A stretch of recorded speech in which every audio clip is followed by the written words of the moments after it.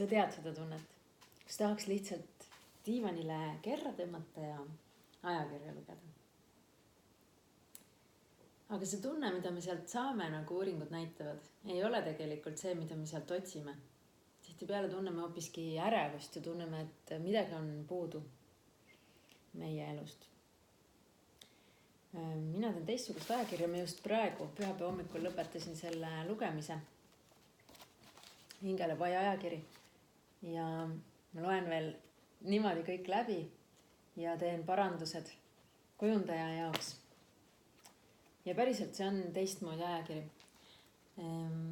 Ma olin värskelt lugenud Nekrassovi ema-armastust, kui mul tuli ajakirja kirjutamise idee või tegemise idee kuskil pool aastat pärast seda.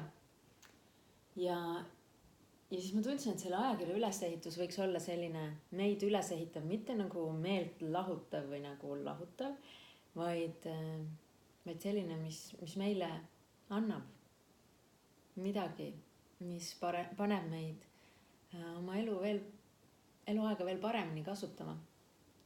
Ja sellepärast sai ajakirja 4 osa, et üks nagu meie sisemaailma puudutav, järgmine osa meie pere ja kallid ja meie kodu, see on meie esimene ring, minu kodu on siin ja see on ühtlasi minu töökoht. Ja järgmise ringina las ma mõtlen töö, eneseteostus, isegi investeerimine ja viimase ringina elu meie ümber. Seekord ja eelmine kord kirjutame isegi poliitikast nagu ühiskonnast, et mida sellest arvata, et kujundada oma sellised terved nägemused sellest. Ja need on need nagu 4 ringi, nagu ise, meie lähedased inimesed, meie töö ja meie keskkond, kus me elame. Ja kui need on tasakaalus, ja ajakirjas saab hästi palju ideid, kuidas kõike seda nagu, kõiki neid valdkondi parandada oma elus, uuele tasandile viia. Nagu see on minu jaoks ka huvitav, sest ma kirjutan küll paljud lood ise, aga paljud lood ma ka tellin. See ajakiri on paks nagu raamat ja see number konkreetselt on tehtud umbes 30 inimese koostööna. Ja ma loen siit ise alati nii ja vaatan, vau, seda ma ei teadnudki. Ja tunnen ka motivatsiooni ja inspiratsiooni midagi oma elus muuta, et ma tunneks ennast veel paremini. Ja võib-olla sa ei usu, aga iga lugu me loeme läbi 17 korda. Et ma tellin selle autorilt, loen läbi, saadan autorile tagasi nagu oma toimetustega. Autor saadab mulle, ma loen läbi, siis läheb keeletoimetajale. Siis tuleb mulle, siis läheb autorile, siis tuleb mulle, siis läheb kujundajale ja siis veel paar korda minu juures, paar korda autori juures ja paar korda keeletoimetaja juures. Kokku 17 korda loeme me iga lugu. Et see on tõesti nagu hästi südamega tehtud ja panustatud ja iga lugu, pilt, sõna on nagu hästi hoolega valitud ja kaalutud, et see just toetaks sind sinu elus.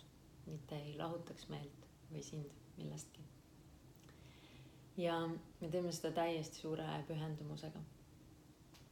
See on nagu hingest. Ja selle hind, ajakirja hind on ainult 10 eurot. Ja kui sa tellid selle koju, siis sa saad selle esimeste hulgas otsa oma postkasti. Ilusana, puhtana ja lõhnavana.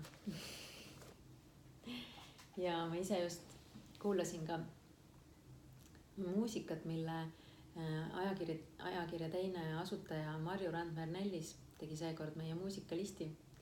Ja see ongi meil nii mõeldud, et kui sa soovid, siis sa paned selle muusika käima ja loed niimoodi ajakirja.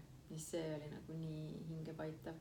Ja minu jaoks on nii toredad leiud need, et kes ei ole tegelikult muusikud, aga on teinud nagu nii nunnu listi ja nii toreda üllatuse. Sellise playlisti. Et see käib siis nagu ajakirja juurde, et see oleks nagu kõigile meeltele kogemus, kui sa seda soovid. Igal juhul loodan, et kohtume ajakirja veergudel. Aitäh, et sa oled.